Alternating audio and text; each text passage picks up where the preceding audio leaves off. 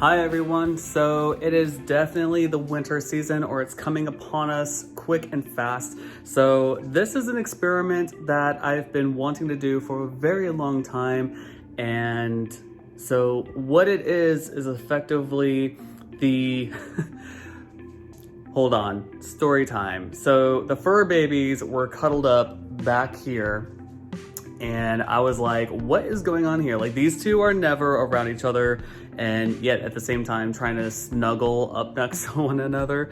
So it got me to thinking, like, okay, maybe it's too cold, but it's like 66 degrees in the house. So I was like, that can't be it. It can't be the heat inside the house or the lack thereof.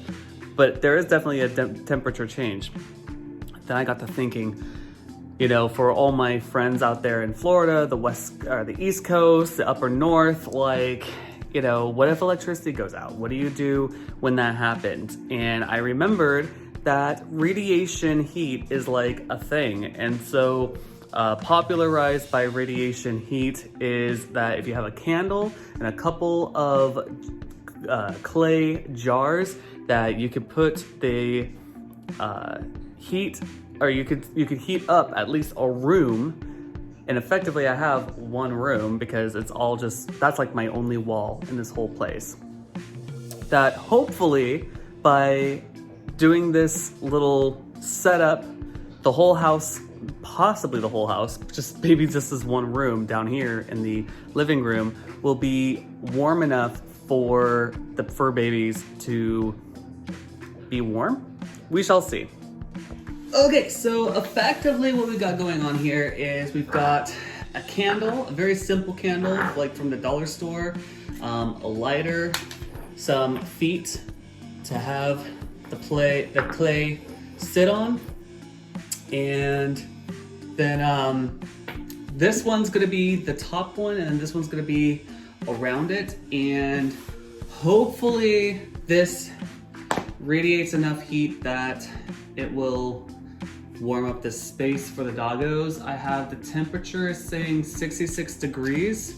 So in Fahrenheit, by the way. So for everybody else, math that out. And it's still the daytime, which is why I'm using a lot of the natural lighting here. But regardless, I'm gonna just set up this candle here. Kind of get the little feet here set up, and then we're gonna put that right on top as such. And then we're gonna put this one, this is the bigger jar, on top like that. And what's supposed to happen is the candle is supposed to heat up the interior candle, the interior jar. The interior jar is going to heat up the external jar, and then that jar is going to radiate out heat. So we're going to do this for a while and see if there's a temperature increase in the house. Again, 66 degrees, and it's supposed to make at least an impact on the heating space. We shall see. But I also decided to get myself a space heater, and it costs the same amount as the materials here, and we're gonna put it to the test and see what heats up this room best.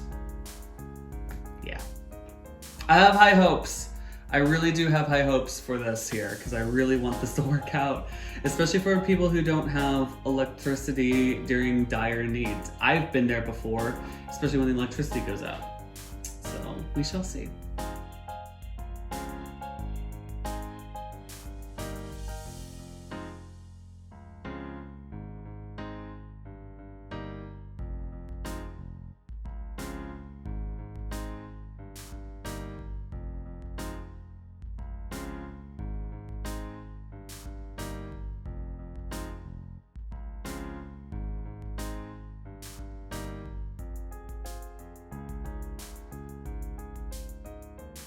Okay, so it's been about an hour later, and I am coming over to the thermostat, and I see that it reads 71 degrees Fahrenheit.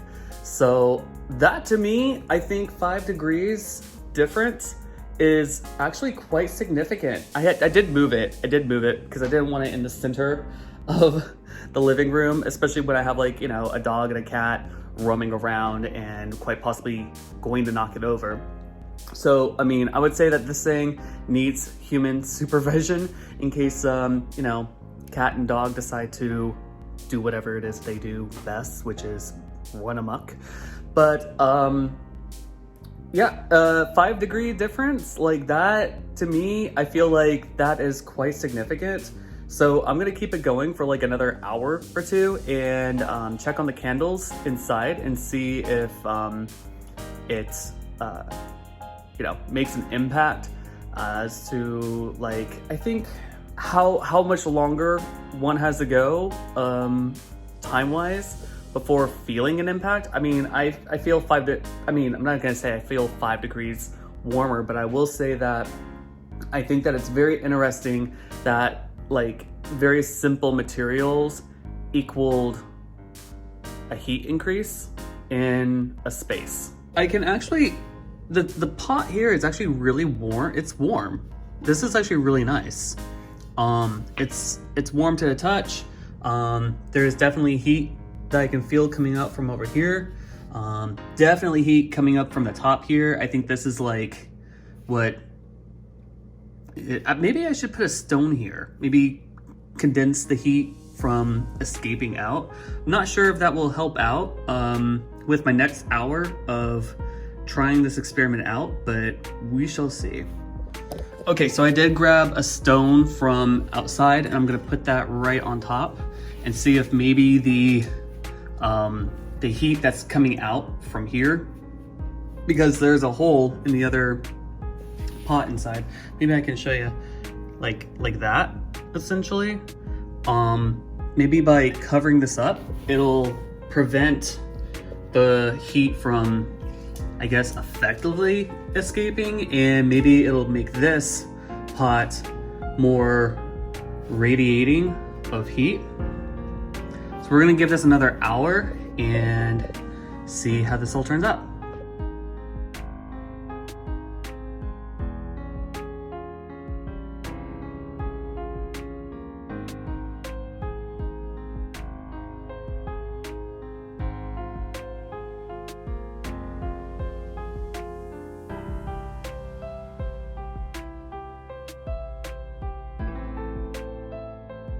Okay, so it's been like another hour later and the clay jar thing is still heating up, and like the thermostat still reads 70 degrees. So it has dropped a degree, but like at the same time it's stabilized at 70 degrees in this space. So I would say the experiment is holding up for whether or not a jar heat source can actually heat up a space, and it seems like it's doing that.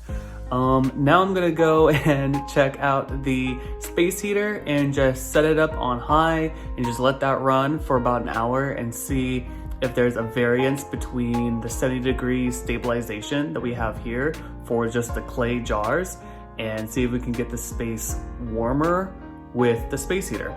So, and by the way, the space heater, which is right here, it costs the same amount as the clay jars, and the candle, like all the materials for the clay jar is the same amount that the space heater is worth, relatively, you know, tax involved and all that stuff. So yeah, we shall see. I shall see you in an hour's time.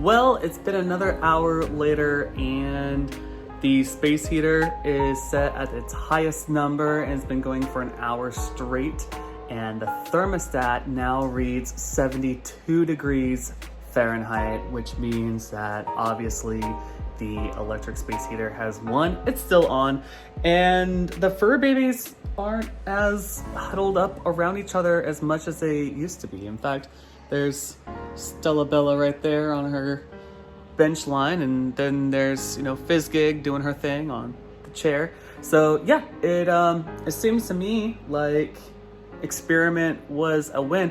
I think the clay jar did a lot better for what I thought it was going to be, and then of course like the electric space heater just like knocked it right out of the park. So not really fully disappointed, and both cost relatively the same. I'm gonna keep the space heater running regardless, because just to see how much hotter it can get an hour later on. But this was a really fun experiment, and I would just say that definitely if I was in a pickle where the electricity is off and I don't have a heat source, that the space heater or the clay heater would definitely be a reasonable way of creating a heat source in an unlikely situation. So yeah, I'd give this experiment at least 4.5 stars out of 5. Yeah, for sure. Thank you all for watching. Don't forget to like, subscribe, ring the bell notification for more Just Chats. I'm really excited to get back into doing these, and I shall see you in the near future. Thank you. Be kind to yourself, be kind to others, don't pollute, and I shall see you next time. Peace.